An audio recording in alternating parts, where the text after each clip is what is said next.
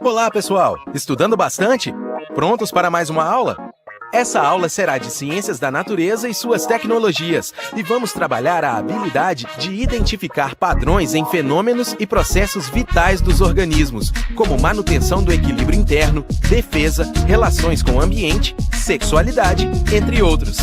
Boa aula! Olá, eu sou o Armênio, professor de Biologia, e estou aqui para abordar um assunto relevante em termos de população humana, em termos de saúde humana, em termos de terra, em termos de ambiente e o número de indivíduos que habitam essa terra. Como vocês sabem, hoje nós somos 7 bilhões de pessoas. A Terra hoje tem 7 bilhões de seres humanos vivendo nela. E essa é uma preocupação muito importante, porque mais pessoas exigem mais ambientes, mais casas para morar, mais energia para poder sobreviver. E, portanto, esse é um assunto importante em termos de como fazer com que a população humana mundial acabe tendo um tamanho, qual é o tamanho adequado dessa população humana mundial, no sentido de nós não esgotarmos os recursos do ambiente, não é mesmo? Nesse sentido, é importante ter conhecimento a respeito de o que fazer, né? A respeito de quantos filhos gerar por casal, quem é que decide isso. Na última Rio+20, houve um item muito discutido a respeito dos direitos reprodutivos da mulher. Um assunto muito polêmico, que demandou muita discussão e que não se chegou a um consenso. As pessoas não conseguiram acordos a respeito disso, né?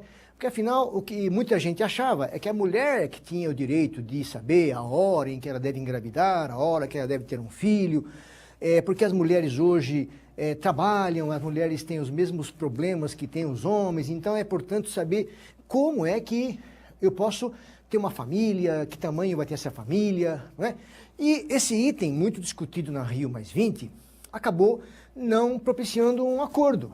É isso que o Enem vai explorar de você, que você pense nisso e diga, puxa, será que isso aí é certo? Será que isso é errado? Será que os países que não aceitaram esse termo têm razão em deixar isso para depois? Por exemplo, eles trocaram esse termo, direitos reprodutivos da mulher, por a saúde da mulher. Saúde da mulher, que é um termo, de certo modo, que não tem a ver muito com o que está lá em cima. Mas, na verdade, foi uma maneira de dizer assim, olha, não vamos decidir isso agora, depois nós decidimos. Então, qual é a tua opinião? Qual é a sua opinião? É isso que o Enem vai tentar explorar em você, que você tenha uma opinião a respeito de problemas sociais relacionados à reprodução humana e ao número de indivíduos da espécie humana que ocupa a Terra hoje, não é verdade? Veja bem, quanto a esse assunto de direitos reprodutivos da mulher, tem aqui um slide para você olhar, um esqueminha rápido a respeito do aparelho reprodutor feminino. Um dos órgãos mais importantes desse aparelho reprodutor está aqui, ó, é o ovário. É uma glândula produtora de gametas, de ovócitos, que muita gente, as pessoas chamam de óvulo, podemos simplificar para óvulo. Esses ovários produzem esses óvulos periodicamente, ao longo de um ciclo, chamado ciclo menstrual, de duração variável, ao redor de 28 dias.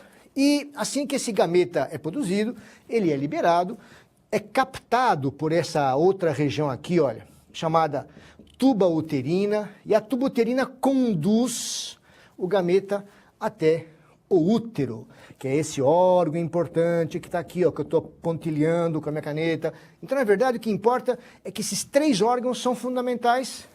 Agora, para que esse óvulo vire alguém, para que esse óvulo vire uma pessoa, um indivíduo, um bebê, depois um adulto, um jovem adulto, é preciso que ocorra a união desse óvulo, né, com outro gameta que é produzido pelo homem. Veja que no homem, o sistema reprodutor também tem alguns órgãos importantes. Por exemplo, este aqui, ó, é o testículo, que é uma glândula também, que fica sob controle de ordens superiores do nosso corpo, da hipófise no caso, e esse testículo acaba produzindo espermatozoides, que são os gametas masculinos, que terão que abandonar o testículo, subir por esse canalzinho aqui, esse tubinho aqui, olha, que é o ducto deferente, que passa por uma vesícula que está aqui, ó, chama vesícula seminal, que acrescenta um pouco mais de líquido ao que vem vindo do túbulo deferente, né? Depois passa pela próstata, que é uma outra glândula importante que enriquece esse líquido com um pouco mais de líquido, certo?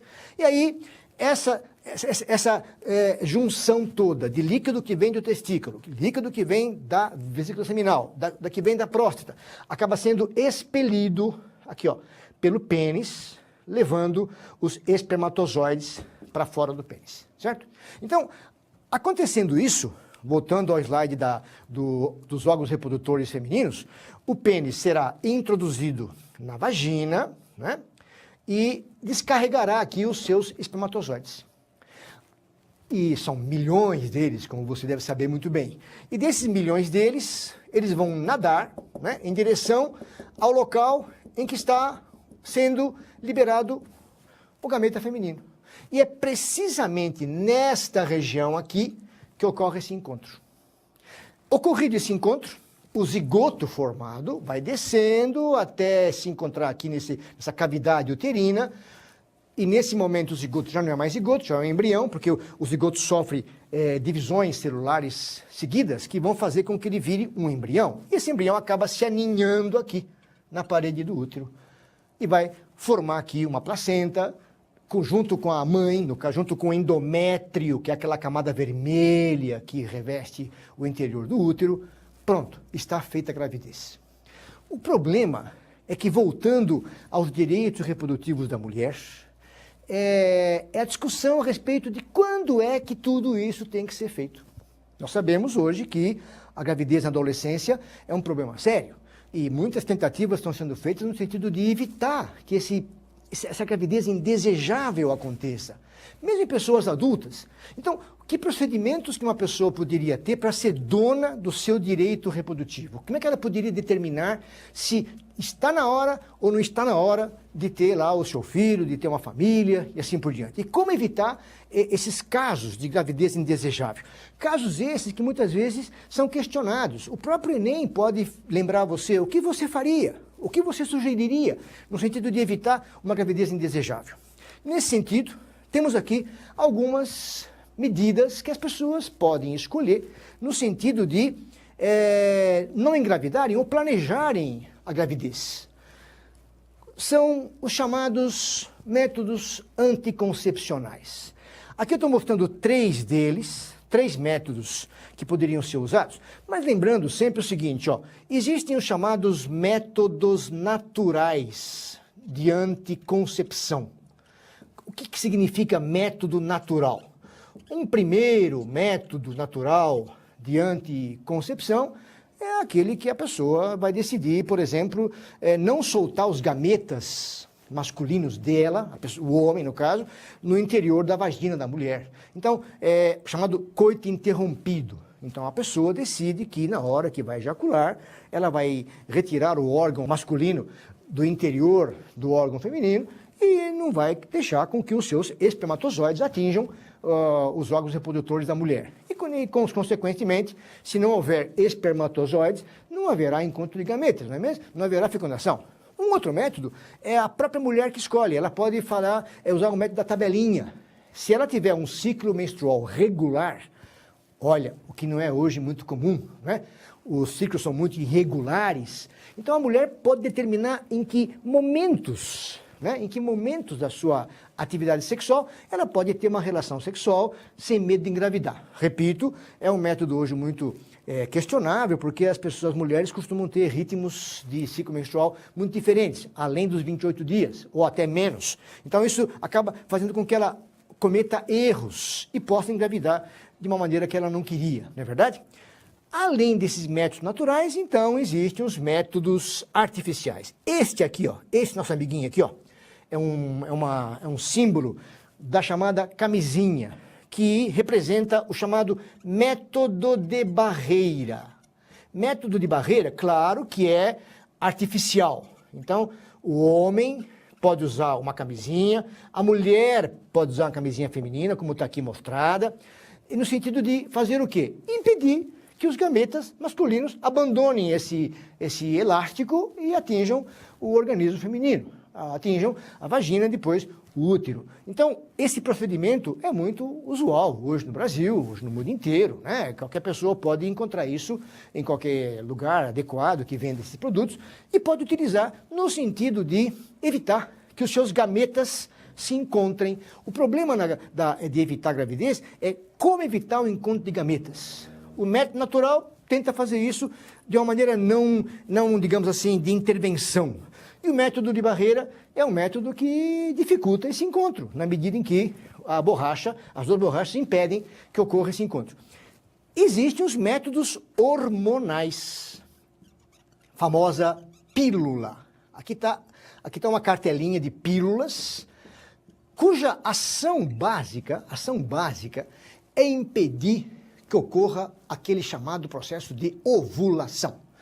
A pílula tem doses razoáveis de 2 hormônios sexuais femininos, estrógeno e progesterona, e que vão interferir com a liberação de 2 hormônios hipofisários, o FSH e o LH. Não havendo a liberação desses hormônios hipofisários, não haverá ovulação e, consequentemente, não haverá gameta feminino e, consequentemente, não haverá fecundação. Então, a pílula é uma escolha que algumas mulheres fazem a respeito de como evitar a gravidez. O diafragma é outro método desses, né? O diafragma é outro método de barreira colocado por algumas mulheres, uma peça de silicone hoje, que impede que ocorra esse encontro gamético. O DIU é uma estrutura simples de entender. Isso é colocado sempre por um médico ginecologista. Aqui está um DIU hormonal. Quer dizer, além dessa peça irritar ali o útero, né? Digamos aqui, imagina que isso aqui é colocado dentro do útero. Isso irrita o endométrio e faz o endométrio descamar. Além disso, esse Mirena aqui, ó, essa substância tem uma alta dose de progesterona que acaba interferindo com a ovulação, interferindo com a produção do LH, que é o outro hormônio relativo à ovulação. E também existem os chamados adesivos, né, de pele, com os mesmos hormônios que existem na pílula, em doses adequadas, que vão também interferir com a produção de gametas pela mulher. Enfim, esse direito reprodutivo da mulher é um direito dela que nós temos que levar em consideração. O Enem deve explorar isso com muito cuidado, pedir a você a opinião a respeito do que se fazer para evitar uma gravidez indesejável. E é esse assunto que foi muito discutido na Rio+20. Eu sugiro que você vá atrás disso, que você procure nas revistas, que você procure na rede, na internet, informações a respeito desse assunto, que é um assunto que interessa a todos nós, não é mesmo? Depois veremos mais informações relevantes sobre esse assunto. Muito obrigado, até a próxima. Para desenvolver melhor essa habilidade, consulte a ficha de estudo número 74. Bom estudo e até a próxima aula!